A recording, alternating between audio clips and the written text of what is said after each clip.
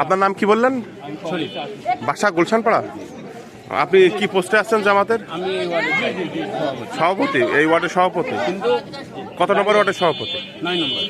টাকা কে দিয়েছিল আপনার কাছে? টাকা আমার টাকা, আমি হচ্ছে ওই যে পৌরসভার যত খাবার এখন ৭৯,৩০০।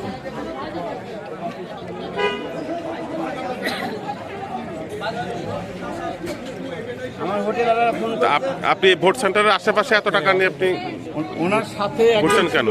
সেই ভদ্রলোক কোথায় গেল? সে ঢাকা ইউনিভার্সিটির স্টুডেন্ট। হোটেলওয়ালারা খাবার পাঠানো শুরু করে দিয়েছে। এখন তারা ফোন করে তা আপনি টাকাগুলো নিয়ে ভোট সেন্টারের আশেপাশে কেন? ভোট সেন্টারের আশেপাশে আপনি একটা নেতা, ওয়ার্ড নেতা, আপনি এতগুলো টাকা নিয়ে আপনি কেন ভোট সেন্টারের আশেপাশে? খাবার এখন এখানে আসছে সেই জন্য।